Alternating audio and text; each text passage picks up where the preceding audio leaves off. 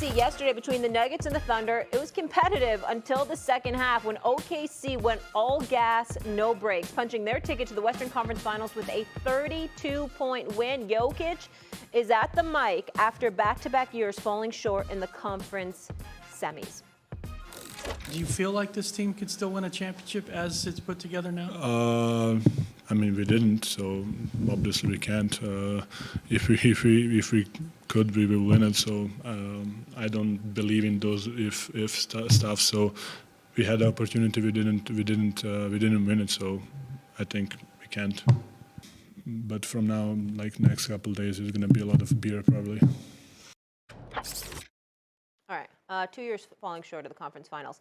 Essay, do you like the Joker's comments post-game? I love it.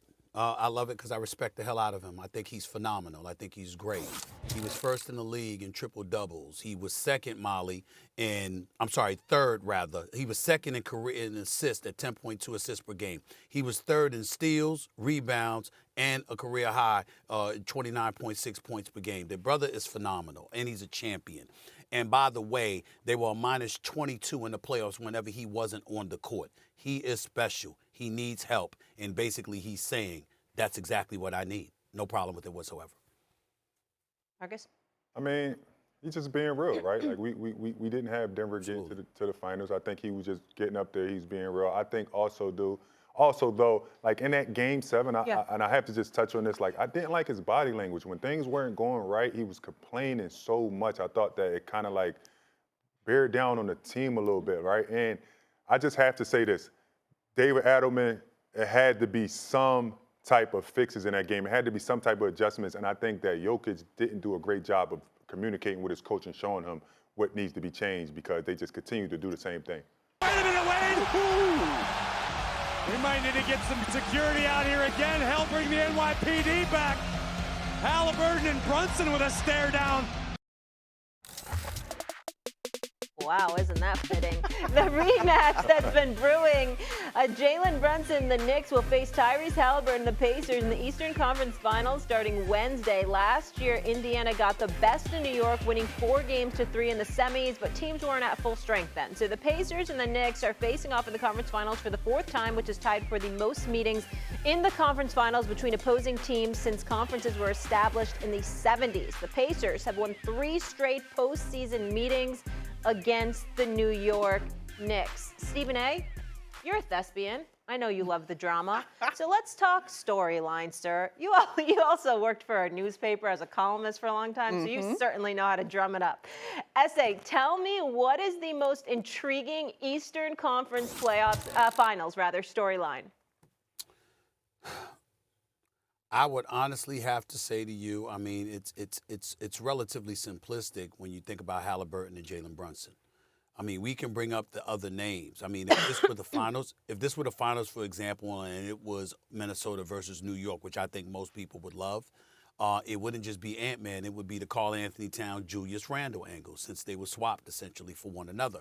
And so you would look at it from that standpoint. In this particular instance, considering the greatness of Jalen Brunson compared to a guy in Tyrese Haliburton, who I believe the Knicks should have drafted years ago instead of Obi Toppin. No disrespect to Obi Toppin, but the New York Knicks didn't have a point guard at the time. And I thought they needed Haliburton, ladies and fellas. And so that was my thinking. But Haliburton was just recently named overrated by several of his peers. And what does he do? And in the aftermath of all of that, his daddy embarrassed himself by acting the way that he did against Giannis. By the way, as an aside, I don't have a problem with his father being allowed back in the arena. The man apologized, and we are the land of second chances. He was wrong, but I think we should have some compassion for him at this point because his son is doing special things. But that's an aside. Having said that, Haliburton has played lights out when it counts in these playoffs. And for the Mecca, Madison Square Garden, to be the big stage. For Jalen Brunson to be a bona fide superstar in this game, the clutch player of the year and a closer, to be going up against Haliburton and wondering who's going to close the deal for a chance to play for the championship, I think is clearly the storyline of this series. Yeah. You're looking at dynamic clutch point guards, right? Like that's where the centerpiece of this series rests. Now, I'm a little bit curious about the matchup in the post, Miles Turner and Karl Anthony Towns, but these are sort of secondary and ancillary stories. I also think that there's a worthy call out to the action on the wings. I think Andrew Nembhard, Aaron Nesmith, Ben Mathurin was hurt last year. We talk about the Knicks injuries, but the Pacers had some injuries as well versus the wings of the New York Knicks who were put together to stop Boston. Well, they've cleared that hurdle, and I think those guys deserve a ton of respect in terms of how the Pacers are playing ball. So the centerpiece is definitely your point guards. And in fact, I think the series rests in how well both of them play, but there are a lot of other great matchups to pick and choose from. Not to mention Pascal Siakam, OG Anunoby. Like, this is going to be a lot of fun. Marcus? And I agree. I would think I would have to take the stance of the different styles of basketball, right? Like, that's where I'm at, where, like, you have an Indiana team that based on their depth, they're based on playing together, they place on other guys playing well, right? Like, they hang their hat on the entire team playing well. Then you have the Knicks on this side where they got ISO guys, right? They got guys that's trying to get a bucket with Towns and JB. It's definitely going to be interesting to see because I think the league is focusing on and seeing, like, what dynamic actually can work. Like, do we go into the way where we build a strong, solid team where we can go 10 deep, right, or 9 deep, or do we take the Knicks way where we play 5 really, and we might got 1 or 2, maybe 3 guys we might play sporadically. So I think that, like, if I'm a GM, if I'm a coach or a president, I'm kind of like looking at the difference of style of play, right? Like, because let's be frank, Pacers have done really well with that style. And a lot of teams don't play like that. Guys can get it. 10 guys are playing at a high level, and the Knicks are doing really well with just playing their top 5 guys all the minutes and telling them to go out there and play 45 and get it done, right? So I think the dynamic of both teams is really what I'm looking to see. Which one stands out the most? No, that's interesting. And Indy's pace as well. All right, guys, let's get to the brunt of it right now. And I'm coming to you, Here we go, Molly. Superstar, box office, I'm talking big time. Are Hallie and Brunson already NBA superstars? Huh. No. You know, okay, yeah, go, S.A. Brunson is, not Haliburton. He's not there yet. He's not there yet. He is not overrated. Haliburton is not overrated. He can play, and he can close, and I give him mad credit for that. But he's not a superstar. When you consider the undersized Brunson, the load that he carries, because the New York Knicks, offensively, we've seen them do some good things, but one would argue when you consider the offensive efficiency of the Indiana Pacers and the multitude of bodies that they have, the depth that they have, Haliburton isn't asked to do as much to carry their offense as Jalen Brunson does for the New York Knicks.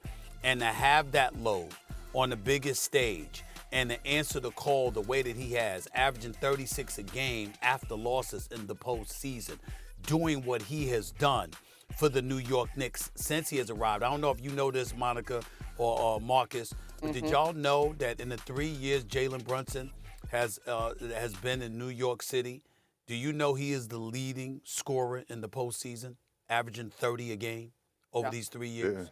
This is who he is. So, and to be the clutch player of the year, to be a closer, he is clearly a superstar in this game. And I have to say that because, damn it, I didn't think that he was worthy of being drafted. I remember that. You understand? That's right. He reminds me every time he sees me, Monica. Every time he sees me, Monica. You know, it's all love. He's got me. He's right. Because I was like, I thought he could be in the NBA, but I was like, I didn't see him as a draft pick. And the first round, as I was talking about, he tried to say draft pick. I was talking about first round.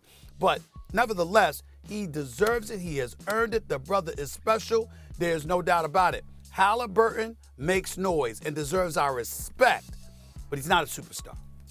So shout out to our producer, Kwaku, because I was really agonizing over this one. I agree with you, S.A., but I wanted to be fair in terms of accomplishments, right? Jalen Brunson was second team All-NBA. Hallie was third team last year. I acknowledge, and this is true, and this just may be how it goes in terms of playing for a marquee franchise in the NBA in the world's biggest city, he definitely is experiencing the New York boost, right? There's a global appeal. Both of these guys have been involved with Team USA. I'm inclined to agree with you, but I don't think that the gap is particularly wide. Tyrese Haliburton is absolutely on his way, but I also think when we talk about superstars, and Molly and I were talking about this in the commercial break, the names you rattle off have been in the league for 10 plus years already. Tyrese Haliburton was drafted in 2020. Jalen Brunson was drafted in 2018. Like, I think he still has time to sort of earn that label. And obviously, Jalen Brunson has plenty of room to continue to add to what is a budding superstar legacy. To me, superstar is household name. Like, if we went out on the street and asked 10 people, you need to know who the players are. Yeah. well, okay, to that end, I would also say commercials. Right, I was about to I don't know, commercials. Stephen A. I don't know. Yeah. If you went out in the middle of the street and I said, who's the star of the Indiana Pacers, you're sure 10 out of 10 are going to know? I think Let me call my mama. She's the test. I think that a lot of people, even if it's due to the questions, I think that Haliburton has become a household name. But Jalen Brunson being on this stage, because of what Monica alluded to, is definitely a household name. The difference is he's backed it up repeatedly. We've seen Haliburton show up in the fourth quarter and explode with some closing moments, but up to that point had about 7 or 8 points. Absolutely. That's not what we see from Jalen Brunson. I'm with you, Stephen A., but I'm talking about like casual fans. To me, casual fans know Steph Curry. They know LeBron James. Well, they know Jalen Brunson. Yeah. But to your point, Stephen A., you know Jalen Brunson because he's playing in New York. Yeah. He's playing on that same stage, which is a great thing, and it's a lot more pressure. So I have to say he's a superstar because I played in New York. It's a ton of pressure, and to be doing what he's done and the stats that you read off in 3 years, that's very impressive. Yeah. So I'm giving him the push as he is a superstar. To me, let me get this point out. To me, Haliburton is a superstar too. Okay. I think it's a different dynamic, bro. I think it's a different dynamic of what superstars of what superstars are, right? Like if you take him out of that market, just like you take JB out of that market, are we having the same conversation? Are we having the same conversation? Because he's been very successful as a player. I think he's just a different type of player. Like he's the new age point guard that like to pass the ball, like to get his guys in their spots, and he's raising the level of the guys that surround him, right? So does that count as superstar? Because we only talk about superstars as being guys that's super athletic, guys that's on commercials, bigger markets. The market can dictate whether a guy's a superstar or not. Hold on, Marcus. And I feel like he does. Hold on. If the criteria is that you're walking through the turnstiles to see them play, a legitimate argument can be made that neither of them are that, because that's an Ant-Man. That's a LeBron. That's a Steph Curry kind of thing. We get that part. But I'm talking about your level of consistent production on the basketball court in terms of statistically and beyond. What do you do on the basketball court that can be qualified as superstar? Respectfully, your first definition, coming through the turnstiles to see them, is what a superstar is. So okay, well, then neither of them. I was just about to say, curveball, what superstars do we have left playing? That's my point. That's why it's the changing of the guard. That's why it's so interesting, and it can be like Ant-Man's league. Eminem, what Eminem just asked. Let's do it. You just asked it. You just asked. Let's go there. So we got Steph. Okay. We got Steph. We got LeBron. Left in this postseason, I say. I'm talking about in this postseason. Left. Yeah. That's what I'm saying. In terms of box office, that would be Ant-Man. So that'd be for us as basketball people, Molly, do you think is Ant-Man a household name? Yes, because of what he does on the court and his personality off the court. He's got that.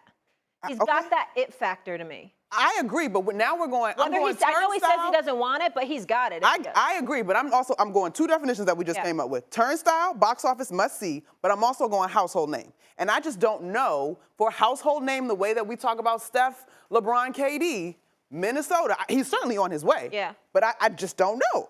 Has he? He's got some commercials. Household name. Well, him and JB probably had the most commercials. If we talking about Ant-Man, we talking about household name. Y'all think so? Okay. Oh. Yes, we are. I'm listening. I'm on fire.